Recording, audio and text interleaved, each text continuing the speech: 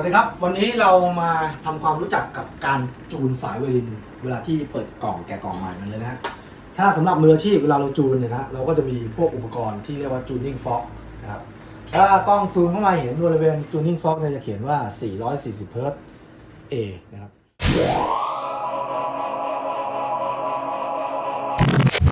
จากเฮิร์ตซ์จริงๆนะครับว่า440 ครั้งต่อวินาทีเราตั้งตรงนี้ว่าชื่อ A นะครับ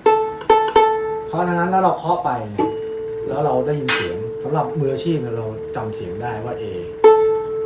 เราสามารถเรียนคลื่นเสียงให้มันตรงกันได้โดยไม่ให้มันเกิดบีทขยับขึ้นขยับลงแล้วถ้ามืออาชีพกว่านั้นเราจะจำทำนองของสายเปล่าได้เช่น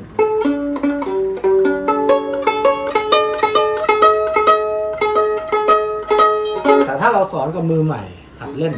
ก็คงจะสอนกับวิธีนี้ไม่ได้เพราะว่ายากเกินไปนะครับจะเป็นเรื่องของฟิสิกอลของการบิดลูกบิดต่างๆหรือว่าจะเป็นเรื่องของใช้หูฟังก็จะยากเราเลยแนะนำว่าให้ใช้จูนเนอร์นะครับแต่ขั้นแรกเรามาแนะนำก่อนว่าสายไวโอลินนั้นมีสายชื่ออะไรบ้างนะครับอันนี้เป็นตำราของ Essential Element 2000 นะครับก็จะสอนได้ดีสำหรับ beginner จริงๆเลยที่ไม่มีความรู้พื้นฐานนะครับสายที่1 E นะครับแล้วก็สายที่2ชื่อ Aสายที่3นั้นชื่อ D สายที่4นั้นชื่อ G พูดถึงเรื่องของอัลฟาเบตต่างๆแล้วเนี่ยเราหันกลับมาดูทางนี้นะครับด้านนี้จะเป็นเปียโนซึ่งถ้าบางคนมีเปียโนอยู่แล้วเนี่ยที่บ้านก็อาจจะไม่ต้องซื้ออุปกรณ์ที่เป็นจูนเนอร์อย่างนี้ก็ได้สามารถที่จะเริ่มการจูนจากตัว E ตรงนี้ได้เลย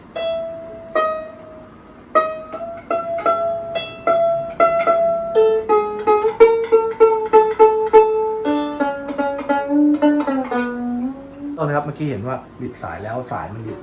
เวลาที่ผมบิดจะต้องมีการดันทุกครั้งลูกบิดไวโอลินเพราะว่าเราไม่มีเฟืองลูกบิดไวโอลินนั้นใช้วิธีการเข้าไม้นะครับจะต้องดันก่อนแล้วบิดนะครับ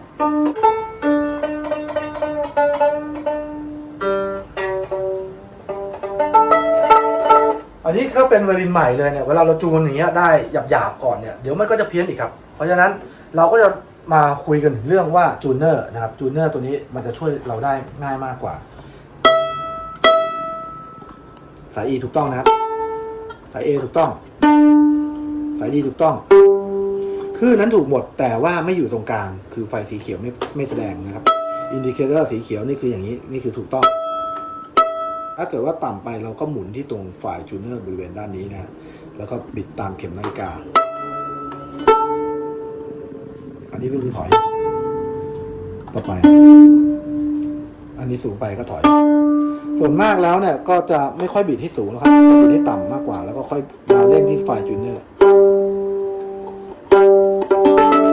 ก็แล้วแต่ความถนัดบางคนก็อาจจะบิดให้สูงไปเลยแล้วก็มาคลายที่ตรงนี้หรือบางคนก็บิดที่ตรงนี้พอประมาณแล้วมาเร่งที่ตรงนี้นะครับเราเรียกว่าตัวเร่งสายหรือว่าฝ่ายจูนเนอร์นะครับเดี๋ยวเรามีน้องสาธิตท่านหนึ่งนะครับผมจะสาธิตไวโอลินให้น้องจูนเราเชิญน้องไมค์ครับเชิญตอนนี้ให้น้องไมค์เลือกไวโอลินแบบนี้นะครับเป็นไวโอลินที่มีคุณภาพเลือกเป็นตัวเป็นไวโอลินที่ยังไม่ได้ทำการจูนแล้วเดี๋ยวจะให้น้องไมค์ลองจูนนะครับเขาเป็น740ครับ740เราหยิบขึ้นมาเลยตัวนี้เป็นของงานเยอรมันเป็นลูกบิดที่ทำไฟนอลมาเรียบร้อยแล้วนะครับจะเห็นว่าเรียบร้อยสวยงามแล้วก็เป็นไม้ยุโรปได้นะครับสำหรับการจูนครั้งแรกรู้แล้วสายที่1ชื่ออะไรนะครับจูนเลยครับ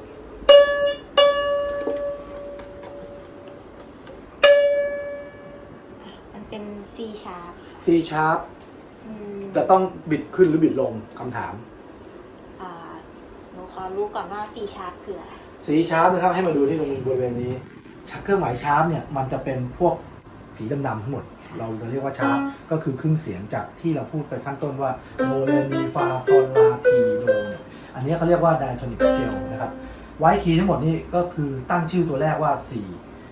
ยังมีคำถามไหมครับว่าทำไมมันถึงเรียก C มันแทนที่มันเรียก A ไม่เอา A นำก่อน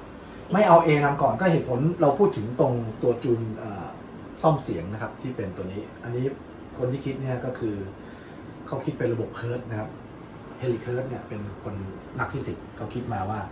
440ครั้งต่อวินาทีเนี่ยมันลงตัวที่สุดเราก็เลยเลือกตัว 440เนี่ยเป็นโน้ตตัวแรกของอัลฟาเบตเพราะจริงๆแล้วคำว่า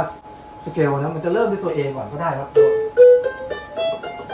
แต่เราอุปโลกเราจะชินกับสเกลที่เป็น C major ซึ่งเราร้องเพลงกันตอนเด็กๆมาก็คือโดเรมีฟาซอลลาทีโดนะฮะจริงๆนี่มันก็คือ Aeolian mode นั่นเองครับหรือ minor natural minor scale นะครับโอเคนี่ตอนนี้คุณถามถึงว่า fat sharp ที่เขาเรียกว่า E fat ครับตอนนี้ E fat หมายความว่าอะไรคำว่าเครื่องหมาย fat ก็คือครึ่งเสียงบางครั้งก็เรียกว่า D sharp ซึ่งเป็น enharmonic คำว่า enharmonic คือชื่อนั้นมันต่างกันแต่เสียงที่ได้ออกมาคือเหมือนกันคือโน้ตตัวนี้ตอนที่คุณเล่นเนี้ยคุณดีดสายคุณดีดสายเทียบเห็นไหมครับคือเสียงเดียวกันคุณจะต้องทำให้มันเป็น E natural ก็คือตัวนี้คุณมาจูนใหม่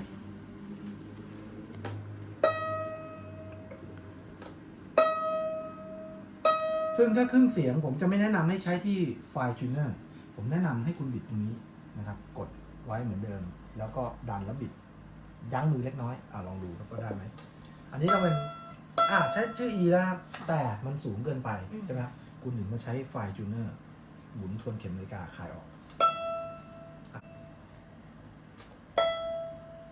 ใกล้เคียงแล้ว F แสดงว่ามันสูงแล้วนะเรื่องอันตรายคุณจะต้องทำไงคุณอาจจะต้องคลายมันออกลงมานะครับโอเคดีไปE ตรงแล้วนะครับได้แล้วต่อไปสาย2สายที่2ชื่ออะไรครับ A ค่ะแสดงว่า G sharp นั้นอยู่ตรงนี้นะครับค่ะอีกครึ่งเสียงลงมาคุณจะต้องบิดสูงขึ้นไปให้เอานิ้วโป้งกดไว้นิดนึงนะครับแล้วเพิ่มขยับสายมันเป็น B flat ครับแสดงว่ามันสูงเกินนะครับคุณต้องถอยกลับมาสิ่งที่คุณบิดขึ้นมากลับมาเป็น G sharp เหมือนเดิมซึ่งจะยากใช่ไหมครับเทคนิคนี้ผมก็คือบอกว่าถ้าเราใช้วิทยาการในการบิดแล้วเราไม่ใช้โสตประสาทที่หูฟังมันจะยากจริงๆเพราะฉะนั้นถ้าเรามีเปียโนมันก็จะง่ายคุณนิดหนึ่งคือคุณรู้ว่าตรงนี้คือโน้ต A ที่คุณต้องการคุณจำเสียงไว้100 ทั้ง 100คือใช้โสตประสาทหูจะจูนได้เร็ว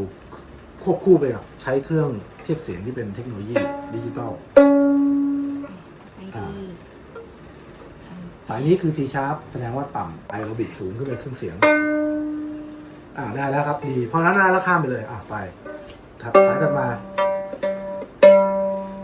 ชื่อถูกไหมครับกลับไปเริ่มต้นทวนอีกครั้งหนึ่งที่สาย E ชื่อ E ถูกต้องแล้วถัดมาสายอะไรครับ A ค่ะ A ชื่อถูกต้องแล้วแล้วก็ D ชื่อถูกต้องครับค่ะแล้วก็ G ตอนนี้มันยังเพี้ยนอยู่ตรงที่ว่าคุณจูน G สังเกตที่ตัวจูนเนอร์นะครับเครื่องเทียบเสียงก็จะบอกสีเขียวถ้าคุณดีดตัว E เขียวนะครับพอคุณดีดตัวนี้นะครับโทษอีกทีนึงมันเป็น D แต่ว่ามันไม่ยอมสีเขียวคุณจะต้องมาหมุนที่ตรงไฟล์จูเนอร์ปรับละเอียดหมุนประมาณ1 รอบเข็มเนี่ยนะนาฬิกาหมุนดูเขียวแล้วนะครับลองดูใหม่ตอนนี้ถัดมาอีกสายหนึ่งชื่อดีมันสูงไปทางนี้คือไปทางนี้สูงเราต้องทำให้ต่ำทวนเข็มนาฬิกาลองดูหรืออีกเทคนิคหนึ่งนะครับหลังจากที่บิดตรงนี้แล้วเราสามารถโยกสายมันได้ครับนะครับโยกสายนี้ไม่ต้องกลัวขาดถ้ายังไม่ต่ำเราคลายก่อนนะครับแต่ว่าอันนี้เราทำการคลายจนสุดแล้วสิ่งที่เราแก้ไม่ได้คือเราจะต้องบิดตรงนี้นะครับแล้วเราคลายตรงนี้ได้เลยนะครับหรือโยกสายนะครับช่วยได้ดีตรง G ถูกต้องกลับไปทวนใหม่อีกรอบหนึ่งจะต้องทำอย่างนี้ประมาณ 3-4 รอบจูนอันนี้รู้สึกมีค่อนข้างจะแฟตนะครับคุณจะต้องบิดตรงนี้ขึ้นไปได้แล้วครับแต่ว่าอันนี้ออกช้าไปคุณนั่นคุณทำไงโยกสายได้แล้วครับ